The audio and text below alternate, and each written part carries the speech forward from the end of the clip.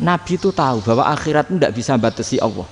Kamu tidak bisa nyemprit Allah. Allah, ini akhirat loh. Amal sudah ada manfaat. Ingat itu. Tidak bisa seperti itu. Allah itu nggak bisa tunduk sama konstitusi yang bernama akhirat. Artinya Allah meskipun di akhirat tetap duwe hak yaf'alu ma yasa atau yaf'alu ma yurid.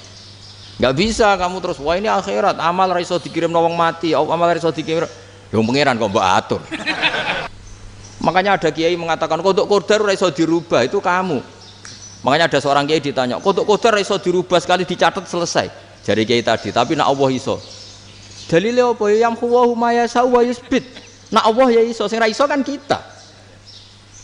Nah, Nabi itu tahu betul meskipun akhirat itu Allah masih bisa dinego saking baiknya. Ya Muhammad irfa' ra'sak wasal tu ta' wasatu safa. Semat sirahmu angkat. Kowe njuk apa tak turuti. Terus semenjak itu Nabi minta apa? Syafaat. Karena dulu ulama itu sudut pandangnya itu ya seperti itu. Ada yang ulama suka ibadah itu sholat, ada yang milih tidur. Sampai Imam Ghazali bilang suatu saat ibadah terbaik di zaman akhir itu tidur kan. Sholat saja kalah sama tidur kan. Tapi itu loh ya, yang wajib tetap loh, terus kamu gak sholat wajib. Begini beliau mencontohkan itu. Ada orang sholat tahajud terus obsesinya itu ingin hajatnya terkabulkan. Sementara yang tidur obsesinya nikmati rahmatnya Allah, boleh tidur, bisa tidur. Kata Imam Ghazali, timbang kita tahajud terus nuntut pangeran aduk turu katanya. Mergo engko di akibat terus setan memberi bisikan, lho nyatanya kamu tahajud ya gak terkabul, berarti cerita bahwa Nabi ngendikan kalau doa tahajud mustajab enggak. Daripada ngono ki aduk turu ora tau donga Imam Ghazali. Timbang abri-abri Islam ya, timbang elek-elekin apa? Islam. Jadi ulama itu mulai dulu itu sudah berpikir. Banyak orang menjadikan tahajud, sholat malam itu media untuk hajatnya. Dan kalau nggak kesampaian ini mutung. Nyalahkan kiainya ijazah ramandi. Macam. Daripada ngono ora usah apa? Tahajud itu turu. Dan jenis kayak ini tuh banyak. Makanya ulama kayak saya itu saenake dhewe itu ya jarak. Saya sering didolani muhibbin terus bilang Gus saya doakan gini-gini saya mau nyalon bupati atau saya gini. Saya bilang gak waduh orang dongo, nak ramandi darani ulama dongane ramandi. Nak mandi kamu jadi bupati tetap nganggep karena beli. Sopo sing ora roh bupati saya gak beli. Ribet kan? Ketika mereka jadi ngunsurkan doa kamu apa karena kemarin beli? Yang beli maksudnya nggak beli nggak usah tersinggung. Jadi ribet ngadepin. Nggak artinya gini loh, doa itu jangan dipakai begitu loh. Kalau minta nasihat tak nasihati jadi bupati yang baik, gubernur yang kalau minta doa itu resikonya. Akhirnya kiai-kiai kalau diminta doa ya doa sebenarnya diisinya itu nggak doa kemenangan. Selamat. Itu nggak selamat gitu. Karena ribet. Makanya Islam itu doa itu setelah iman. Aturan iman benar baru doa. Aturan iman benar termasuk Allah itu yaf'alu ma yasha, boleh melakukan yang dikehendaki. Allah enggak boleh terdikte oleh doa kita, enggak boleh. Ya saya ulang lagi ya, mazhab Hasan Asyadzili ini khas kita. Jadi la ilaha illallah itu didahulukan sebelum istighfar. Tapi kebalikannya mazhab Imam Sanusi itu dibalik. La ilaha illallah itu kalimat yang sakral. Karena yang sakral dibutuhkan muqaddimah, yaitu yang melafadzkan harus yang sudah bersih, yang sudah steril baru melafadzkan la ilaha illallah. Maka dalam mazhab Sanusiyah istighfar dulu baru la ilaha illallah. Nah cara mazhab Abdul Hasan Asyadzili kebalikan, istighfar itu sah setelah sahnya tauhid. Kamu ikut mana tuh? Asyadzili apa Sanusiyah? Alhamdulillah sama-sama tidak paham ya sudah. Akhirnya sudah. Ya saya nggak kemana-mana kan gitu. Jadi apa ya? Terus ini saya teruskan ini biar khas pesantren atau khas NU lah, kalau bahasa Pak Rektor khas NU. Ini Ben sampean tahu beberapa perbedaan itu lazim, halaman 24. Ya halaman 24 sama 25. Tak baca ini masih orisinil. An Sufyan bin Uyainah ini juga gurunya Imam Syafi'i. Kata Sufyan bin Uyainah beliau cerita, kana Isa wa Yahya alaihi masalam ya'tiyanil qaryah. Fayas'alu Isa an syirari ahliha. Was'alu Yahya an khiyari ahliha. Jadi Nabi Isa dan Nabi Yahya itu satu generasi, sama-sama masih muda. Kalau di satu kampung yang Nabi Yahya tanya, ini keluarga terbaik siapa? Saya mau nginap di situ karena kumpul orang baik itu nyaman. Kalau Nabi Isa kebalikan, keluarga terburuk mana ya? Saya tak di situ. Nah terus akhirnya faqala lahu Yahya, lima tanzilu ala syirarin nas. Kenapa kalau kamu bermalam kok malah kumpul orang-orang yang nakal? Innama ana tabibun udawil mardo. Saya ini nabi ibarat dokter. Di mana-mana dokter yang ngumpuli yang sakit, ngobati yang sakit. Makanya di NU itu ya banyak Kiai Jazab mengumpuli yang nakal-nakal. Nak tepak yang ngentas yang nakal, nak ora tepak ya katut. Ini adu nyali lah sudah gitu. Tapi itu ada ilmunya, yaitu niru Nabi siapa? Isa.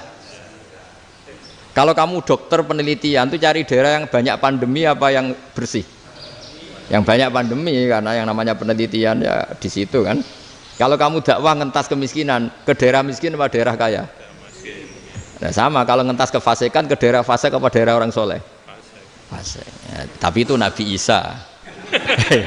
Nah kalau kamu tidak Nabi kan potensinya kan ngadut itu. Tapi setidaknya bahwa kita sering disalahkan karena punya beberapa tokoh yang ngancani fasik-fasik, itu sebenarnya ada dalilnya, yaitu Nabi siapa? Isa. Nah terus masalah tegas dan lunak. Ketika ada mahasiswa misalnya pacaran, boncengan lanang dan perempuan, itu pilihan kita apa?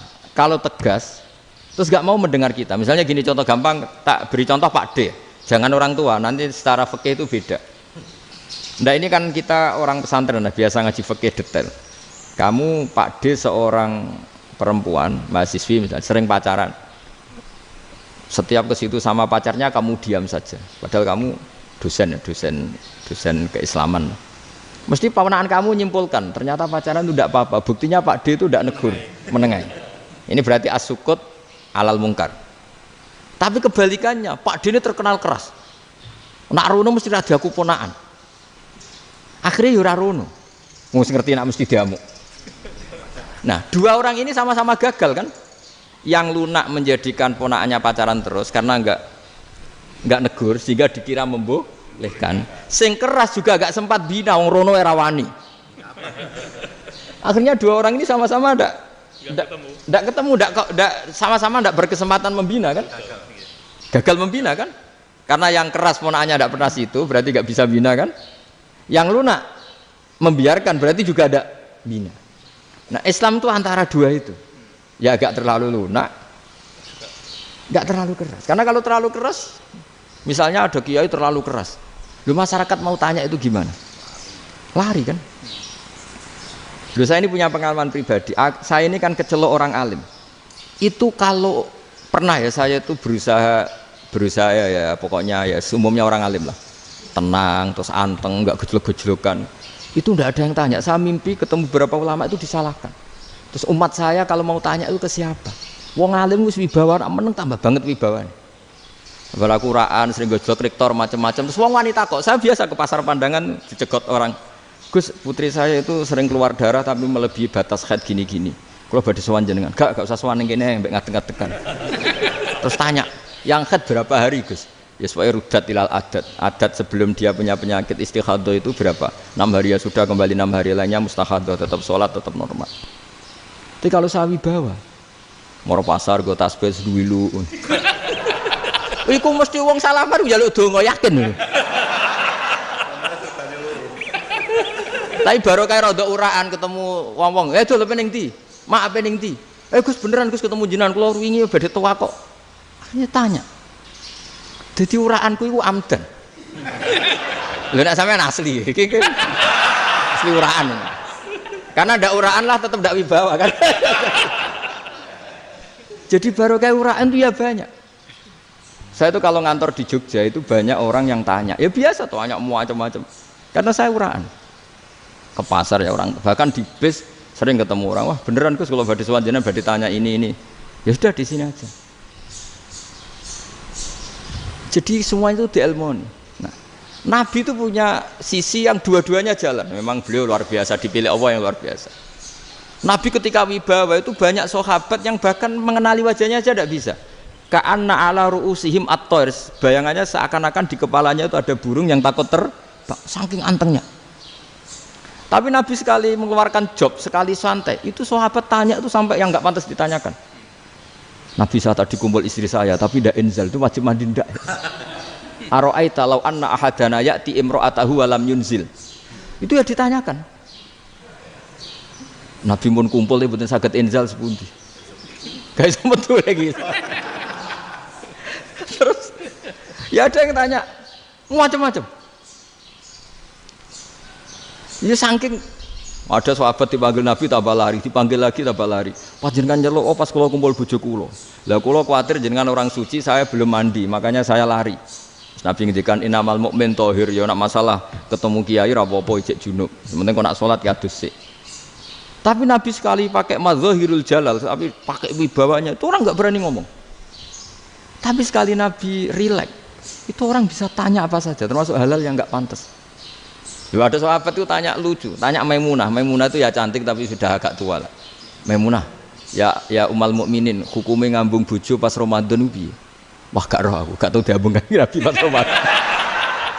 Tanya Saudah, wah malah ngarah diambung. Kalau Saudah itu kan wis tuwa itu. Lucunya istrinya jawab, tanya Aisyah yang mungkin Nabi. Iya, yang mungkin tanya Aisyah. Itu yang usul ya istrinya Nabi Maimunah. Selalu Aisyah. Tanya Mbak Aisyah. Ya Amirul ya umal mukminin gini-gini. Aisyah yang cantik masih perawan kan. Qabbalani Rasulullah bahwa oh Nabi biasa ngambung-ngambung pas Ramadan dan beliau tetap puasa. Akhirnya fakih ngarang kan wa takbil fi Ramadan wa tublah la tubtilu shauma ngambung ora. Iku ya udah biasa di sini. Ya nasi bojone ayu. Ndak ini artinya seasik itu gitu. Jadi garwane Nabi sing ngrasa rodok tuwa. Wah, aku ora tahu. Kok Aisyah. Serilek itu dulu itu. Maksudnya orang Islam pertentangan itu. Maksudnya ini ya balik semua ini bedanya orang pesantren sama orang kampus. Kalau orang kampus mau cerita agama itu rahmatan lil alamin, tapi nyontokno rileke ora iso. Agama itu rilek, tapi nyontokno rileke ora iso. Mergo ya rapati ngaji.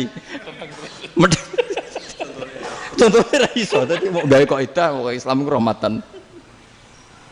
Jadi Nabi itu lah, Allah juga gitu. Allah itu kalau sudah memperlihatkan madzahirul jalal, itu mbok malaikat Jibril rawani. Ketika Allah dengan madzahirul jalal. Tapi kalau Allah dengan madzahirul jamal, madzahirul apa? Jamal. Iku yo gojok-gojok kan ambek makhluk gojok. Yo buli-bulian cara sakniki. Ya sampean delok ning hadis syafaat itu, akhiru man dakhalal jannah atau akhiru man kharaja minan nar, itu di beberapa judul. Ada seorang rojul yang ahli neraka ya, dintas mbek pangeran terus didudono swarga. Gusti, swarga sengiler tok ora wong wayu ora wis ngiler tok. Ngerjaluk Gusti mosok roh tok ora oleh mlebu. Jarimu asal mlebu metu kon neraka ora jaluk-jaluk meneh. Sumpah lho ya, gak jaluk apa-apa meneh. Mboten Gusti. Sekali saya keluar dari neraka ndak akan minta apa-apa lagi. Wis. Wallahi, wallahi. La as'alu ghairaha. Maksudnya ghaira khoslah, ghaira tilkal khoslah. Ya niku pokoke selain keluar dari neraka saya ndak akan minta lagi. Didono swarga wong do kelon seru wibet kan. Sing bojone elek kan dendam dadi ning swarga iku. Swarga wis macam-macam. Gusti mosok roh tok ora oleh mlebu. Jarine janji ra njaluk meneh. Akhire ya wis didelokno neraka. Jadi pangeran jawabe gampang, didelokno neraka. Roh neraka begitu menyakitkan, begitu ngeri. Sudah Gusti saya ndak minta surga, sementing enggak masuk neraka. Rabbana srif anna adzab jahannam. Setelah lama itu diadepno swarga njuk mlebu swarga, terus diadepno nang neraka. Akhirnya ya sudah. Saiki mlebu swarga gak apa-apa. Iku jawabe lucu. Atas taziu jenengan ngenyek kula. Wong karwan ahli swarga kok mlebu swarga. Terus akhirnya mlebu swarga, kan mlebu swarga tamanna, sangen-angen sing mbok jaluk apa? Barang angen-angen yang indah-indah, laka wa asratu amsal, ya siku tak turuti wa asratu amsalih lan lipatan ke-10. Jawabe wong lanang ya lucu. Atas taziu bi wa anta rabbul alamin. Jenengan pangeran kok ngenyekan. Maksudnya wis karwan aku ora pantes. Terus jare pangeran, la astazi'u bika walakinni alama asya'u qadir. Aku gak ngenyek kowe, pancen aku pangeran. Nuruti kowe iku iso.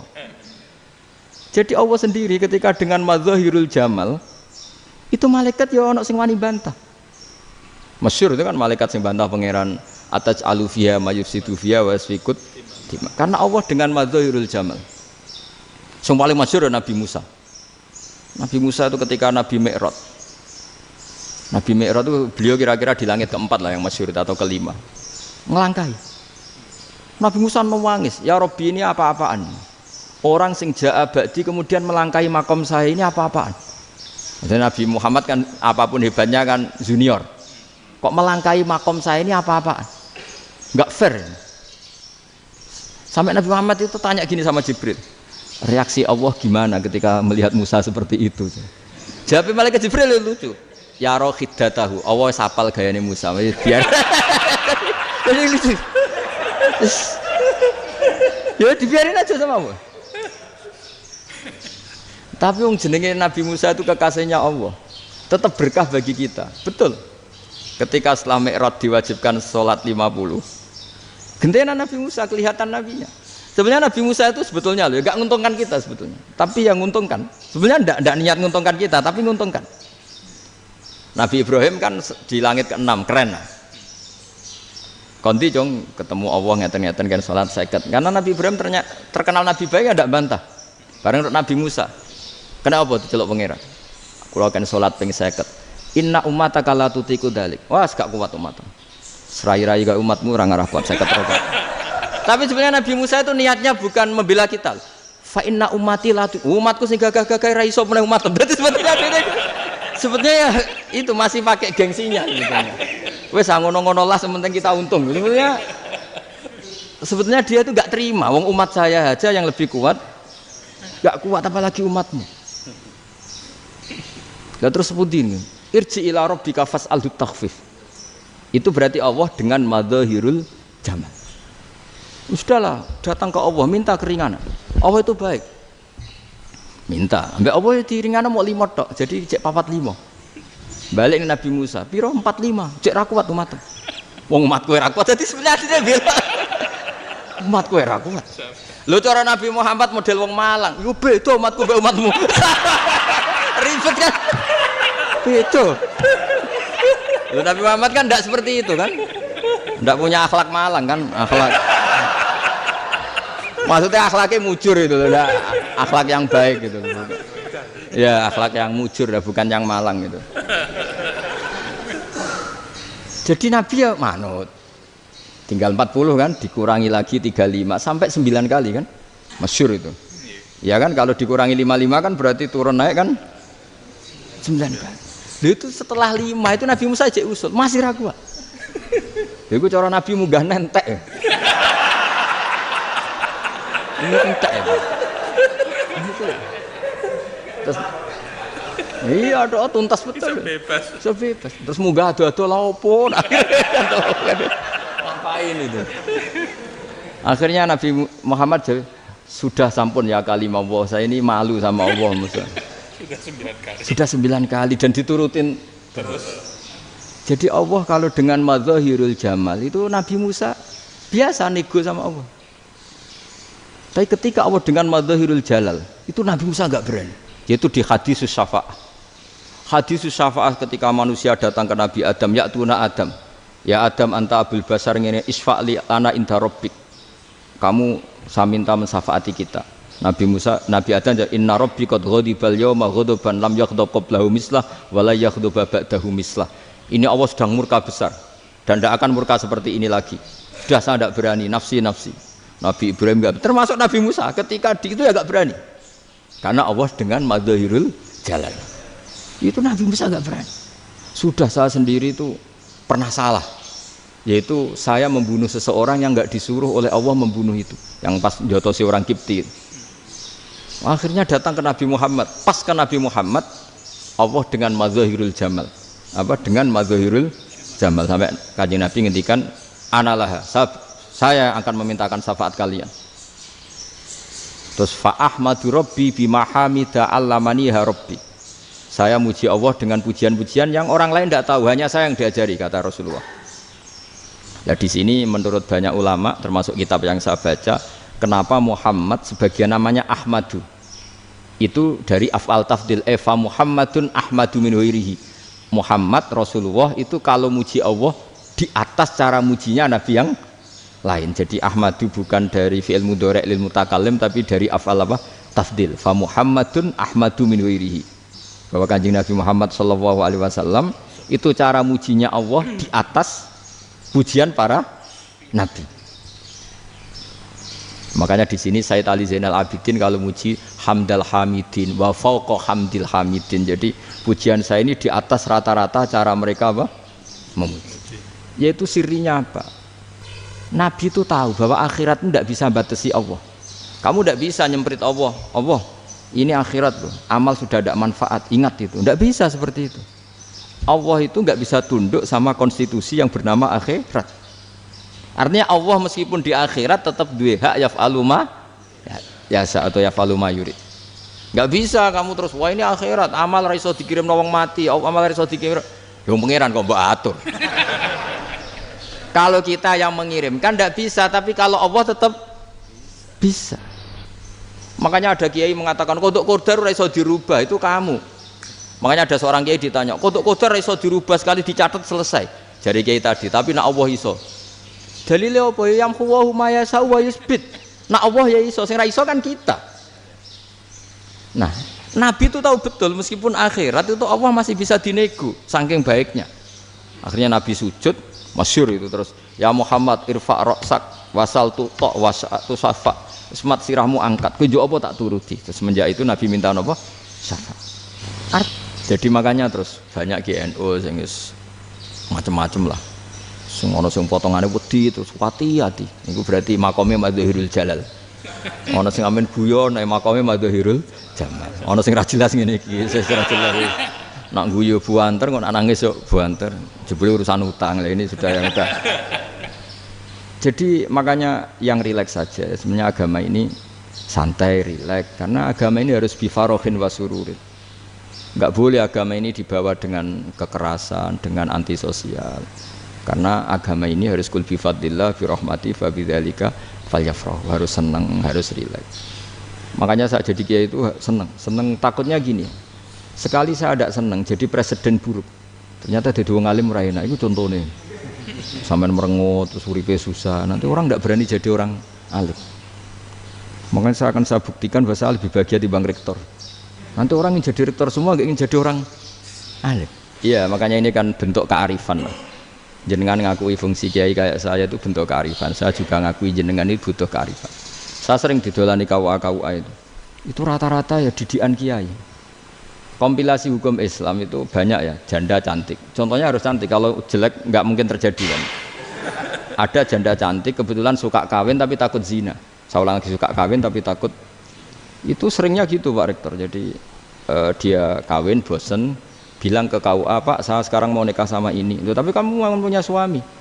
Ya tapi kan nggak tercatat Pak. Itu KUA-nya rata-rata itu nggak berani. Meskipun nggak tercatat, karena secara fikih meskipun nggak tercatat tetap dia seorang perempuan yang bersuami, maka nggak boleh nikah sama orang lain. Tapi secara hukum santri nggak bisa dong menikahkan perempuan sing dzati zaujin yang punya suami. Jadi ini barokahnya kerjasama yang baik. Jadi di masyarakat itu tertanam didikan kiai nggak boleh nikahkan perempuan yang bersuami. Tapi di KUA ngikuti hukum formal. Dan di Indonesia itu KUA itu rata-rata konsultasinya ya sama kiai, sehingga ya nggak berani akhirnya meskipun aku ya udah mlebu neraka mbak, gak iso. Dan itu banyak. Seorang lagi ya, makanya ini kan pesantren itu nggak boleh mati. Orang kiai-kiai kayak saya nggak jelas-jelas itu harus lebih jelas lagi. Karena ini yang on time, yang online, yang siapa saja bisa tanya. Saya itu SMS saya itu nggak punya HP WA. HP jadul itu SMS-nya tiap hari tak berapa, orang yang tanya dari Kalimantan, dari Aceh. Gus di kampung saya ada masjid 2 itu yang sama, ada yang dari orang perkotaan, Gus di perumahan baru ada masjid, yang Jumatan baru orang 12, sah enggak? Ya langsung saya jawab, sah, dalilnya ini. Ya sudah, nah, tapi kata Imam Syafi'i gini harus orang 40, itu madzhab Syafi'i, dalam madzhab yang lain gini-gini. Itu kalau tanya rektor itu kan ribet, masuk ajudan dulu, asisten dulu, panjang.